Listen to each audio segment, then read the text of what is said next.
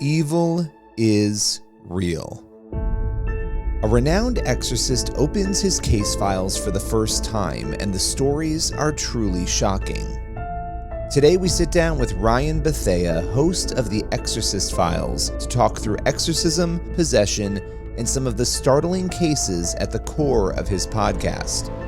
Ryan shares his journey, why he chose to tackle this topic, and what exactly evil might look like in the modern era. Here is Playing with Fire. So Ryan, you have this incredible podcast, and you and I connected and wanted to have you on to talk about this. It's called the Exorcist Files. And I know there's a pretty incredible story about how this came to be, but this is a show that really digs into some of these incredibly disturbing, but also enlightening cases of spiritual warfare, possession, all sorts of different cases that you get into.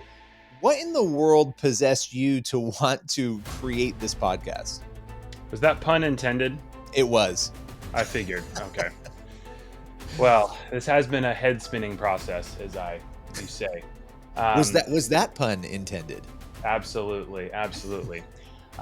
So, I, like probably most of Americans, just admit to having a fascination with just the spiritual. And I originally was researching the topic of miracles. I've always been fascinated by claims of the miraculous, anything that sort of violates the natural law.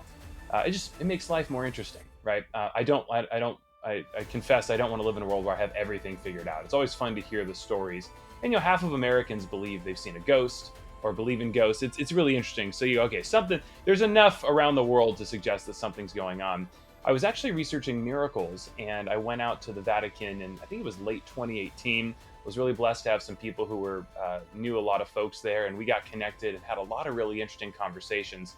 And it became of interest to us that we could actually connect with someone, and we were offered a chance to connect with someone who really was sort of one of the leading authorities on spiritual warfare and exorcism in the church. And when I was offered that introduction, after petitioning them, saying, look, I would actually love to do sort of a journalistic take on this, they said there's one person you need to talk to, and it's Father Carlos Martins. So I gave him a call and said, do you want to do a show with me? And he's like, no. And so, of course, you learn as a producer that word, you're like, okay, well, let's keep talking. And again, he's one thing I really appreciate about Father is, this is not something that he wants to draw a lot of attention to. This is not a spotlight thing. Or his own ministry. And it took a lot of convincing, but finally I said, look, Father, you have these incredible stories and you have these principles and teachings that you've dedicated your life to using to help set people free. Why don't we share that with the world? I think it would be a fascinating experience. And he said, okay. And so that was really awesome. And so we started working together, and actually we started shopping around as a TV show first. And we had so much interest, so many companies talking with us. And then this little thing called COVID hit. And like everything, it killed all COVID Dream Slayer, and essentially, became really unfeasible to try and get a bunch of priests in a room to start, recording this. So we actually had to put it on hold for a while, like everyone had to put a lot of their stuff on hold. And then really cool, a friend of mine just happened to be praying one day and said, hey, I feel that you are supposed to connect with this person. And of course, I'm always open to that. And if someone, calls me and says, sure, I'm like, why not? I'm going to meet a new friend. I met this person, and they actually referred me to iHeartRadio, who immediately took an interest, saw the vision for the project, and said, look, if you want to do this as a podcast in the way you want, with dramatic reenactments, 3D binaural, we're down to do that with you and partner with you. And it moved along really quickly. And now we have a amazing podcast that by the time this airs should be at about 1 million downloads, which is pretty cool. That's incredible. I mean, there's such a level of interest in this topic, and it's something I've encountered, working on Playing with Fire and, telling these stories. I love seeing you dive into this. It's also something that needs to be done the right way, right? I mean, you're dealing with something that is very real, and it's something that really scares a lot of people. And so I guess let me go there for a minute, because you dove into this, right? You had a plan. The plan turned out a little differently than you thought. You ended up with this, incredible podcast. How did you deal, and maybe you didn't have the fear, but how did you deal with maybe that uncertainty about the topic, or the fact that maybe it could be a little unsettling to dive into it? What was that like for you?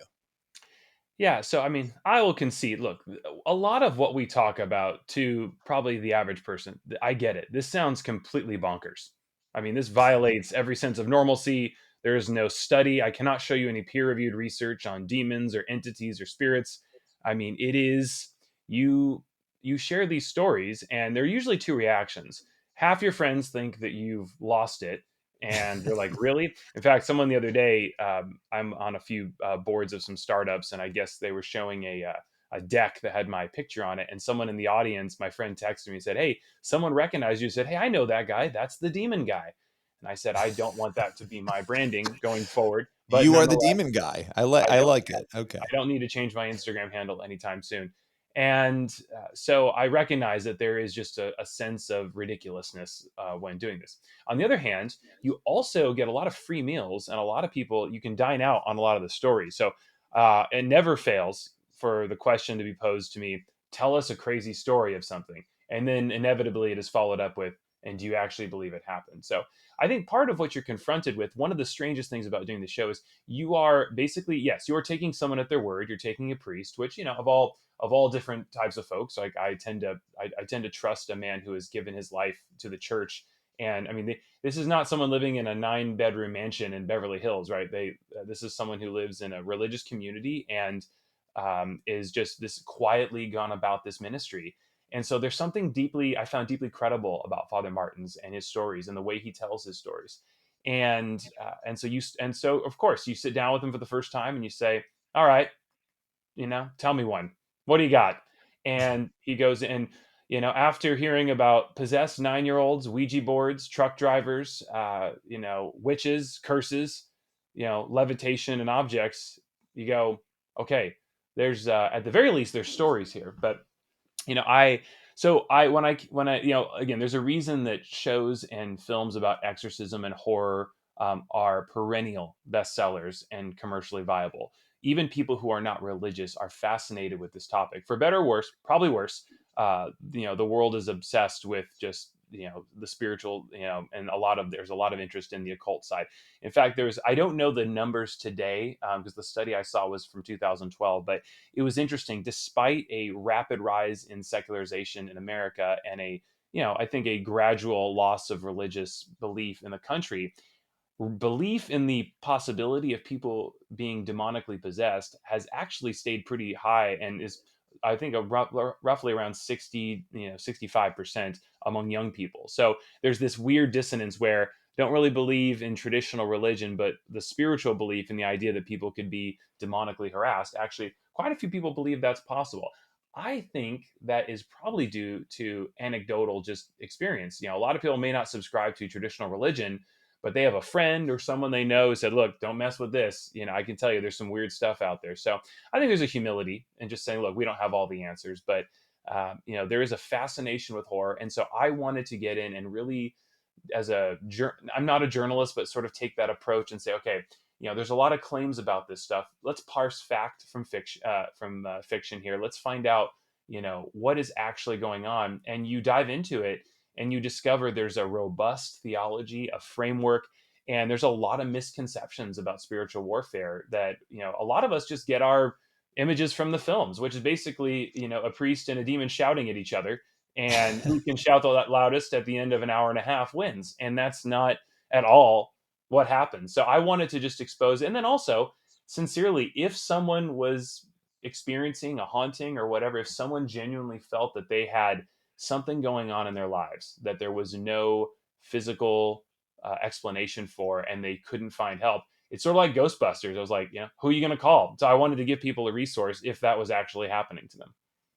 Well, it is really interesting because as culture secularizes, as you were saying, we're so obsessed with the material. There are a lot of people who they have these experiences and they're completely competent, not crazy people, right? As you were saying, almost half the public says that they believe it's possible to at least have ghosts, and we could have a whole conversation about what ghosts are and if they're real or not.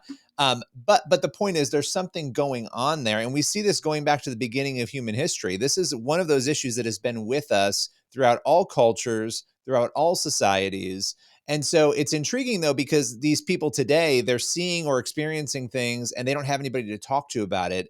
And so I've had people reach out to me. I'm sure you've had this too, with their stories, asking for help, saying, where do I go? And that was really eye opening to me because having grown up, in the church personally, it wasn't something that we talked about a lot at church. Yeah, we talked about evil, but we didn't really get into what do you do if you're really confronted with that evil.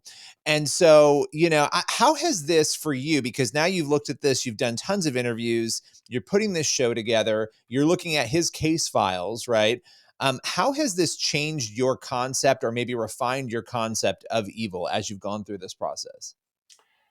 I mean, it's interesting. It hasn't changed too much in the fact that I have always subscribed to the fact that I think there is just evil in the world. I think there's objective evil, not cultural relevance, not differing value sets, but there are things.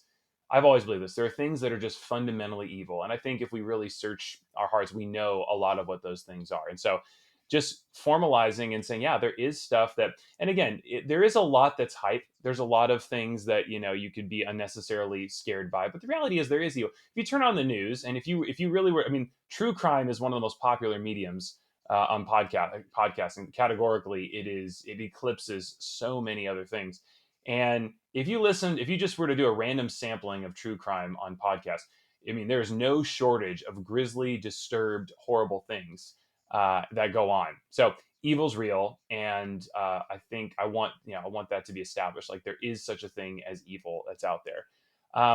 But it's interesting. I've always held to this belief that there's more going on. Sort of, I love the Matrix, and I think that there's something that when Neo knows that there's something amiss and he can't quite put his finger, like he says, like Morpheus said, a splinter in your mind, right? That something is not as it should be. Now, part of that was cultivated when I just would ask lots of people, to your point, credible, smart, non hyperbolic individuals who would tell me everyone, I'm generalizing here, but so many of them had stories, just stories about tell me something spiritual, tell me something spooky that happened. I have another podcast called I Went Camping where we interview celebrities, and I ask all of them, do you have a ghost story? The amount of, or a spooky story, the amount of people who have just a little interaction or something, even if they don't subscribe to a religious worldview, so many people have at least one story that they're like, man, I cannot explain what happened there. So I think the clues are all around us. And then interviewing Father and his stories have just led me to firm up my belief that there is more going on. And I won't even take the stance of I can explain everything that's going on. And sure, some things can be coincidental. There are things that we attribute spiritual causes to that are surely just coincidental. But on a lot of these things, you go, wow, okay, I don't know of another explanation. And this is a little different, but if the US government can't explain fully what some of these UFOs are in their reports, right? And maybe they are weapons, maybe they are, there are things that even at the highest levels of government, we cannot identify what's going on. Maybe one day we will. So I like to say that, I'm 90% sure I know what's going on, but totally. We could just be in a simulation. Maybe Elon Musk has us all in a simulation and I'm just playing right into his hand. I don't know. Maybe they're people have asked me, do you think they're just interdimensional beings that have appeared? Are they aliens? Maybe. Like there's a lot of stuff that's I can't explain. There is no double blind, peer reviewed, meta analysis of spiritual appearances, right? That I understand that the argument here is trust me, just take me at my word, what's going on here. But when you add up the sheer number of people that have claimed to experience something like this, people who have, are really smart and not, and are of sound mind, I think it's pretty compelling. I think there's compelling evidence for the plausibility of these things existing.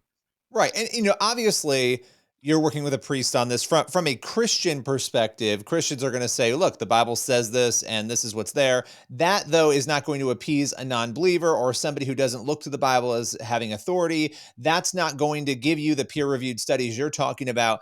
What I have found really interesting about this is when you start to bring in, and we've done this on this podcast, when you start to bring in somebody who talks about being in witchcraft, they talk about interacting with spirit guides who they thought were being helpful, and they tell you this whole story that sounds so bizarre that, again, people would look at and say, okay, that's crazy. And then you start pulling in their family members and the people who also saw these things, and you start to get this narrative around this story that at the very least, anybody who's being fair and looking at it is going to say, something is going on there. Like clearly they've all experienced something collectively. It's not just this one person. They've all seen this. That became very eye-opening, for me as just somebody who I'm a Christian. I'm an evangelical Christian. I have been my whole life, but I'm also a person who wants to be proven that things are true. So you have to give me details and facts. My go-to is going to be prove to me that's true. Okay, but you're telling me this. What about that? I know you play that role a lot in this show as well. In your show here, kind of being that sort of check on what is going on. Has there been any story for you though that you've encountered where it's actually really hard? It feels like a slam dunk even for you to find maybe those loopholes that you could pinpoint. Oh, I mean, a slam dunk is in like this is airtight, like this, Or almost as airtight as it could be, yeah. Yeah, I mean, so one of the challenges when doing a show like this is you can't, yeah. Yeah. So I want to, there's a couple things about exorcism. And one of the things that I really enjoyed about this show is dispelling misconceptions and myths about it. So the first question that anyone should ask, I asked, et cetera, is like, basically, show me the tapes. It's like talking to Nixon. Like, why'd you bring, why didn't you burn where are the tapes? And so right off the bat, right, the Catholic Church does not allow recording in these sessions. And at first you go, it sounds like a cop out. You're like, come on, we've had audio technology for what, 130 years to record. We couldn't at least get, just for the edification of the believer, we couldn't get one tape. But if you take a step back and you go, imagine someone recording your deepest, most vulnerable therapy sessions. Now take that and imagine that you were actually experiencing some of these manifestations and you started rolling around on the floor doing unspeakably horrible, grotesque. I mean, because if these things are real, their entire design is to try and subjugate, humiliate, and make, and basically just punish humanity for being Destroy even. I destroy, yeah, mean, destroy yeah. humanity and humiliate it. Right? So if humanity is made in the image of God, these things just seek to just totally mock that. Right? So imagine the most horrible things ever. Right? And imagine there's a tape of that, and it got leaked to the press. Right? I mean, just imagine what that could do to you, to the memory of you, etc. I mean, it is just, I understand. Like, if you really do that thought exercise, I do understand as well why, like, it seems convenient there are no tapes. So And that is do they want to be exposed? I mean, there's a whole other element of, and people can have this debate, but are they going to perform in those moments when you are recording, or are they going to hide out? I mean, that's a whole other well, theological conversation. you bring up a great point there too, which is like, it is arrogant for us to presuppose that anything that we are testing is going to automatically play by our scientific experimentation Right. rules, right? And again, I know it sounds crazy, but if there were some sort of entity, right? Forget angels, demons, whatever. Say there was a sentient, immaterial being that we were trying to evaluate, right? If it was sentient and it was alive and conscious, right, and aware of our intentions to study it, there is no guarantee that it would play by the rules. And if you talk to, and I've talked to many priests and many people in this space who have observations about technology being manipulated, tapes being gone. This won't convince anyone, but one of the first interviews we did with Father, and we double back up everything, was completely erased, like just vanished off the hard drive, right? I smile at that and I go, that was my introduction to this. Now he, of course, is like, well, that's not too interesting. And I thought, well, that is interesting. So, you bring up a good point there. And so as far as an airtight case, etc., I think for me, what ultimately, like anything with faith in general, right, is over time you test and you get a reaction, you test, you get a reaction, and you eventually learn, okay, these are these are the inputs to the world, and this is how the world works. And I have heard, even when I was in college, long before I was involved in this, 10, 12 years ago, um, I had several friends in college, independent of each other, tell me stories about these immaterial shadow figures that would appear in their room and would actually try and at night jump on top of them and get them to submit. And from two people, this is interesting. I have heard that same experience from probably 9 to 10 people, and the description of the being is the same. In fact, I heard one as recently as 2 weeks ago. And so when I hear about a shared experience from people who I can attest, these were not people who were on any sort of drugs, they were not, crazy. This is something that, like, I have heard about. And you look at, to your point earlier, the vast majority of cultures on earth have a prescription for how to deal with evil spirits. So this is something that has been time honored throughout history, and even with the advancement of technology, it still continues to this day. And I always like to put myself in the shoes of, okay, you can say, man, I think all this is just hogwash, but the reality is you're in the minority. You're in the minority. 93% of the world claims to have some spiritual paradigm, right?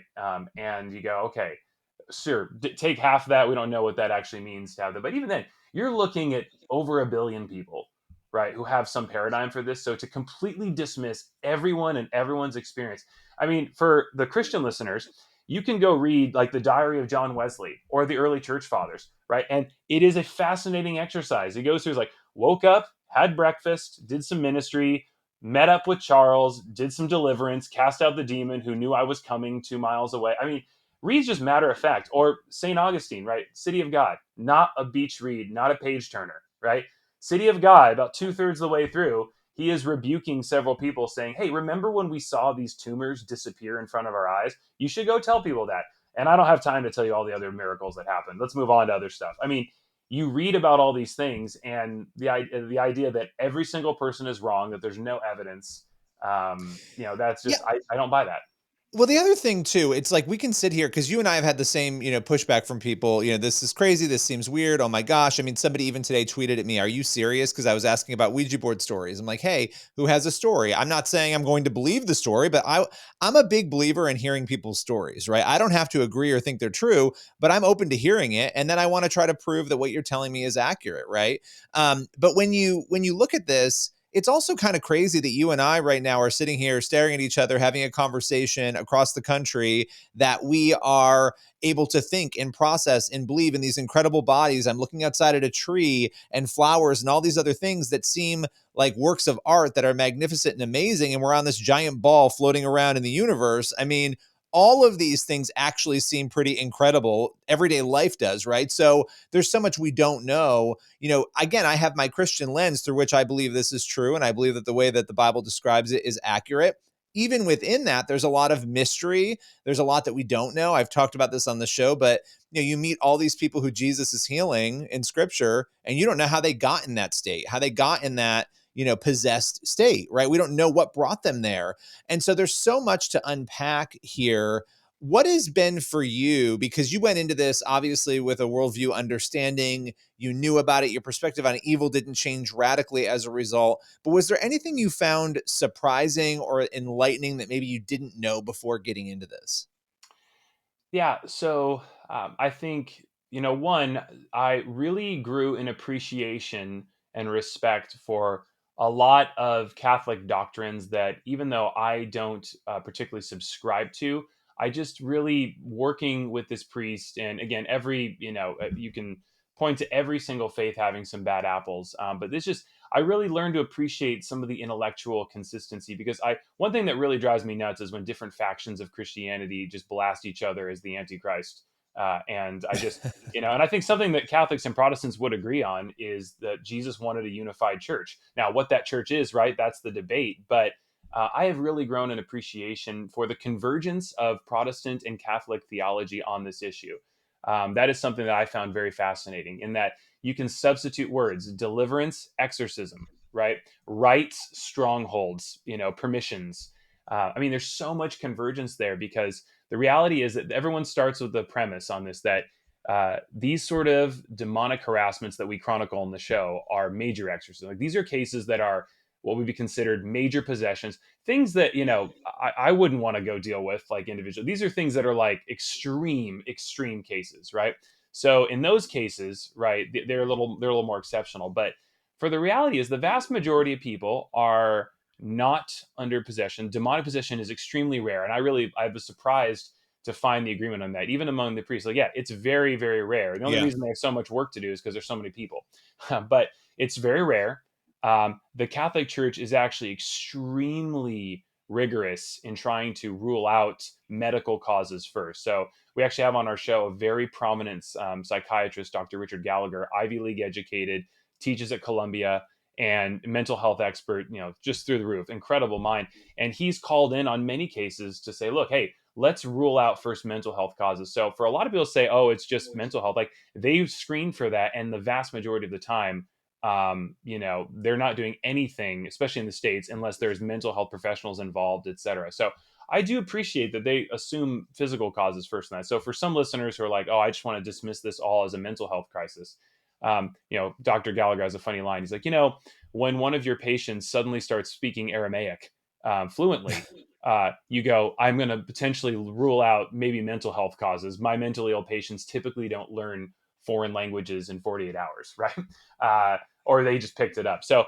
I have learned to appreciate that. And then also just the idea that, you're not supposed to have demons. And if you do, it's only because some doorway or permission was open. And you don't have to be Christian to subscribe to that.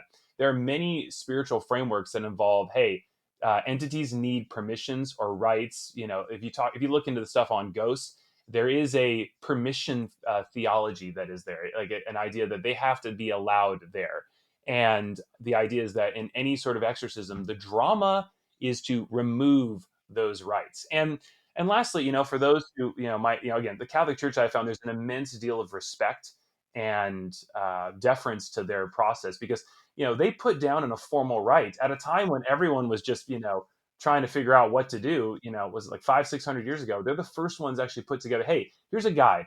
And I know we had talked briefly about this earlier. The rite of exorcism, every exorcist has their own flair. I've learned that they have their own prayers. There is not a formal exact order it has to be done. Every exorcist will put their own unique flair and style into it, but the process is still the same. As you're not supposed to have demons. If you do, find out what doorways were there, and then this is more sad than it is interesting, but something that I've really had to try and wrap my mind around is that in most cases, especially the cases we profile, it's direct Yeah. interaction with the occult, right? Direct, relationship with that sort of stuff. Which then the skeptic could argue, well, they were already predispositioned to dealing with supernatural.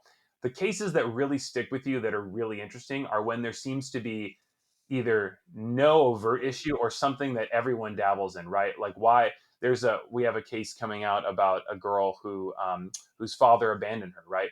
Or generational, when someone in their family line had trauma and had nothing to do with that individual.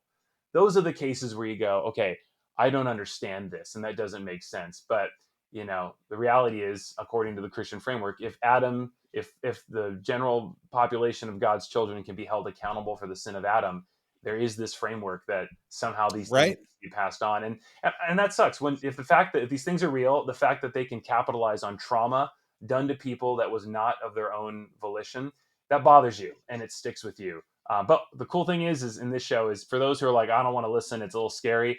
Just know that the vast majority of cases, they end well. In fact, you cannot go through a situation like that and have experienced those manifestations and not walk out with a different worldview. Yeah, and I think that is something that everybody I have profiled and talked to, they tend to be people who have become Christians throughout the process. As a result of the process, and it's interesting to me because there's a broader debate too, right? Like, can you expel a demon without Jesus, right? That's from the Christian framework, the answer would technically be no, that you would need Christ to do that. And that's probably a totally different conversation. We could talk about it, but I don't want to forget about this thing you just said, because it's interesting. You talked about the doorways that are open, the direct things that people do. I know you cover Ouija boards on the show, which, a lot of people, they look at Ouija boards as though they're just toys. It's this fun Hasbro board game that everybody's just pulling out and having a great time with.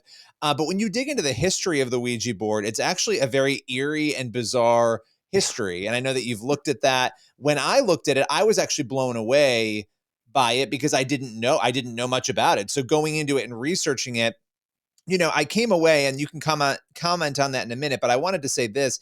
We're watching culture right now, young people in particular. I was just looking at some data. About half of young people between the ages, I think, of 13 and 29, I forget the exact age range, but that's about the right age range, are using crystals. They're using Ouija boards. They're using tarot cards. They're engaged in this on a weekly basis. That's actually, to me, a very alarming statistic in light of what we're talking about here. I don't know if you want to reflect on that at all.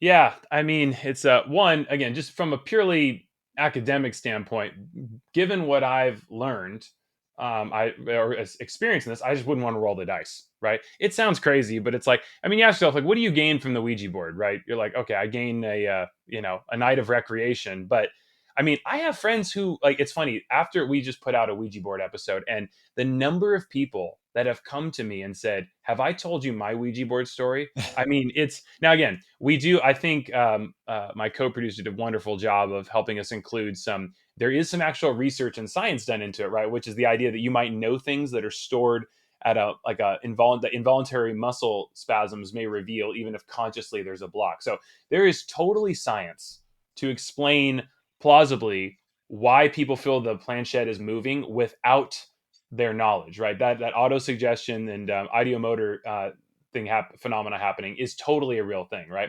But I mean, again, we'll find out once the medical reports come out. But in the last 6 months, there have been 2 cases of young people hospitalized in Colombia after playing with a Ouija board, right? And in one of the cases, it was declared there was no toxicity. So we're like, okay, we'll have to find out what's going on there. At least there's something happening in that part of the world. But I it's funny. I obviously, the sources on the Ouija board lore, there is some, obviously we weren't there and you're going off these third-hand accounts, but I do encourage everyone, like there's a guy we quoted from extensively named Robert Murch, who is a historian on this. Yes. And Yeah. and if half of what happened is true, I mean, it is just enough to give one pause. I mean, the founder of one of the main medium who helped name the board, Helen Peters. Ellen Peters ends her life by saying the board lies. Don't use it, right? I mean, the other guy who helped take the board and commercialize it, sort of the Steve Jobs, if you will, of the Ouija board, right, is told, and we actually left this out, and I meant to put this in, is that the board allegedly told him, prepare for big business, right? So he starts building this office, etc. He's up there leaning against a flagpole. It snaps. He falls off a roof, grabs onto a windowsill, and like a scene out of Final Destination, the windowsill closes. He plummets, miraculously survives, gets into a carriage to be transported to a hospital, and then goes over a bump, and one of his fractured bones pierces his heart, and he dies. And you go, So I found his obituary in the New York Times. I was able to dig that up. And I will tell you, it is fascinating, right? Because you're right. Some of it is not like we can't know for sure if the board told him to build the building, right? But we know he did die after falling off of that building. So it is remarkable. You have to look at it and say, okay, what is going on here? Because I expected to find a story that was much more benign, right? Like, okay, there's nothing here, right? The fact he fell off the building alone trying to fix a flag is actually eerie enough on its own. But we have to have facts and details and verify things. But I find the story bizarre in light of what the Ouija board is. And the fact, you walk into a bookstore today. I was at a bookstore the other day. I walked in, and I kid you not, like the right-hand side, before I even got in the store, it was witchcraft. It was, I mean, like literally you're walking in, and so where I am in New York, that is a big thing. Like my kid is 10 years old. A lot of her friends, they're wearing crystals, they're doing witchcraft. I mean, this is just something that is kind of so embedded. And so if it is true, and is like you said, it sounds crazy, but if it is true that these are doorways, which I personally believe they are, that's incredibly disturbing to watch more young people being sort of pushed into that normative experience that isn't really all that normative. yeah, and there is I guess the silver lining of this too is, right, is that there's just an innate fascination with spirituality at the human condition, right? I mean, so one of the things that like that kind of led me to be open to all this is that, you know, I think most humans look at each other and they say, look, they recognize there is more than just flesh and blood there, that we are mind, body, and soul, right? I mean, because even people who don't believe in a religious framework, right? I mean, they experience love. They know, like, they look at their spouse and they say, look, I don't, when the spouse says, I love you, I don't think, no one is overtly thinking, wow, I mean, can you imagine if your spouse said, this collection of chemical secretions and hormone reactions in my mind leads me to believe I'm experiencing that sentiment known as love? Like, no, we believe that there are these immaterial truths like love and justice. And so everyone's walking around borrowing these virtues and these truths from some, standard that we get it from. And so I think that, I love the fascination with spiritual. Where it gets interesting is that, humans also always desire to usurp spiritual power and use it for their own gains. But it's interesting because there's such a fascination with like different cultures and the spiritual paradigms. I mean, even just look at the Force in Star Wars, right? Like there is a deep fascination with this, and at the broken side, it's so we can, I would love to be able to move rocks like Skywalker, etc. Right? But it points towards a deeper hunger for truth, and so I think that it is important to, advise and warn our young people about, hey, like, you know one, if you're thinking about dabbling with it, it's because you think it's possibly true, and if it is possibly true, you need to know all the facts about here's where all this can go. And so I want people to be aware of all the choice there, because the number of people who accept, a lot of people think this is ridiculous, but you know what, I get lots of emails every day from people who, again, I don't know these people, but they are coherent, well written emails, maybe by AI, don't know, but still well written. And they tell me stories about Ouija boards and experiences, and I mean, they line up. And the number of emails I've gotten from people say, "You have just described what happened to me. No one believes me."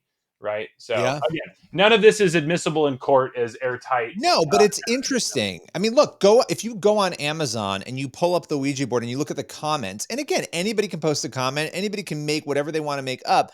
But the point is, you go into those comments, and it's actually very stirring to read what people are writing in the Amazon comments on this product that you could buy as a board game. So there's just a lot there, and I want to just say before we round out to a close, because I have one more question for you about the show. I actually do find it, I'm going to use the word encouraging. I'm disturbed by those numbers with young people. From a Christian perspective, it shows me that what the Bible says is true. For me personally, that I see clearly people have an innate, want to connect with God. And so they're in a culture where culture is not really giving them that message anymore about God. If they're not going to church, they're not hearing it or seeing it, but they're attracted to find something bigger than themselves. Unfortunately, they're finding it in the occult, but it's actually a real opportunity for Christians and others to recognize that want is there and to meet people where they are and to talk about those dangers and all that. So I think that's amazing in some ways that we're actually watching that happen, and it's sort of exposing that truth. But at the end of the day, when all is said and done, because I know a lot of work, a lot of dedication went into the Exorcist Files, what are you hoping that people take away from this series? I hope, number one, everything I want truth. I want freedom and truth. One of my favorite verses is, "Where the Spirit of the Lord is, there is freedom." And I absolutely desire freedom and flourishing for every human being. And this is a framework for people to explore and potentially liberate themselves, through this framework, from something that may be holding them in bondage. So I want that. I love to tell stories, and I love to entertain. Right, so that's pretty easy when the subject is as horrific as exorcism. The stories need no exaggeration. They happen. So I would say that. And then one of the things that I have learned over the years is that no matter how strongly one feels about the certainty, none of us are really 100% certain about anything. I mean, you get in your car, logically there's a chance you could have an accident, but you don't think about it, right? But still, that it's not 100% certain that you're going to get to any destination. You're also not 100%. I mean, if we really were 100% certain all the time of whatever it says in the Bible, our behavior would be different, right? We wouldn't fear a lot of things. We wouldn't panic, right? I mean, it's okay. Like, I've learned to accept that, faith is simply holding a majority belief in the moment. You have to be, faith isn't, faith is 51% essentially, right? And so I want to meet people with a sense of like, look, like I could be totally wrong, right? There is so much about this world we don't understand. And I don't think it's helpful when people preach at people and say, I'm 100% sure that this is what's happening and this is where you're going if you don't do X, Y, and Z. Rather, I want to foster, and this is why I do in a couple of my other shows, is I want to create an environment where people can question, can ask things that sound ridiculous, and that we can meet each other with maybe 90% faith and or confidence and say, look, I don't know.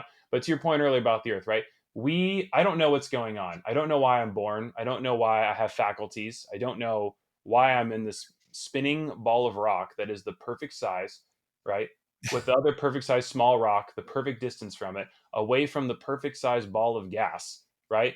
Next to the biggest perfect size rocks to absorb all the impacts of all the others, right? All in the right time and place. to make all this work. And that could all be coincidental. Absolutely. But it might not be. And so I want to just bring a humility to the discussion of faith and say, look, maybe demons are all hogwash, maybe spirits, maybe there's something else, right? But open your mind to the idea that there is more than the five senses. And to quote because he's on my desk here and I mentioned him earlier, but I love Dallas Willard, Divine Conspiracy, fantastic read. But he did a thought exercise for a lot of my friends in class, which was, is there a truth recognized beyond the five senses, right? Are there truths, right? And you get differing answers. And one of them is like, well, what's a thought? A thought can't taste, touch, feel it. You kind of see it, but not really. But like, there is a truth of an immaterial world. And so I want to highlight that. And then I want people to draw their own conclusions. We try not to tell you what to believe. You can decide, but here's a humble priest in Michigan just telling a few crazy stories, and you can decide whether you think they're true or not. And hopefully that leads you to, some more freedom or just a different perspective on the world around you. But that's kind of my goal with this. I really don't like absolutism when it comes to talking about faith and science and stuff. Well, Ryan, I so appreciate you taking the time coming on the show. Where can people go? Obviously, we know the main platforms. I don't know if there's another place you want to send them to hear the Exorcist Files. So it's on all podcast platforms. You can visit our website at exorcistfiles.tv. You can watch the chilling trailer. You can also download on Apple, Spotify, iHeartRadio, Stitcher, wherever you get your podcast. We do recommend a good set of headphones because we went to painstaking labor to create 3D binaural sound, which we didn't really get into, but it's nuts. It's a microphone with two little ears on it, and you move it around the room to actually have someone experience the audio of actually being in the room. So independent of the subject matter, I think it's a really cool auditory achievement. And my supervising producer, sound mixer, engineer, every title of audio, Chandler, who worked on this, did such a phenomenal job. It's worth listening to, even if you just, I want binaural audio for everything now. So that's really cool. So definitely check it out. And then you can follow us at Instagram at Exorcist Files, where we post responses. So if you have questions, Father does a little mailbag, and believe me, we get some weird ones, so you don't want to miss that. Well, listen, appreciate your time. Thanks for coming on today. No, thank you. Appreciate it, man. That's it for today's Playing with Fire. If you want more information on this topic, head over to Amazon or wherever books are sold and grab a copy of Playing with Fire, a modern investigation into demons, exorcism, and ghosts. And stay tuned for part 2 of this discussion, where Father Martins will be joining us to talk about his Exorcist Files. Stay tuned, it's coming very soon.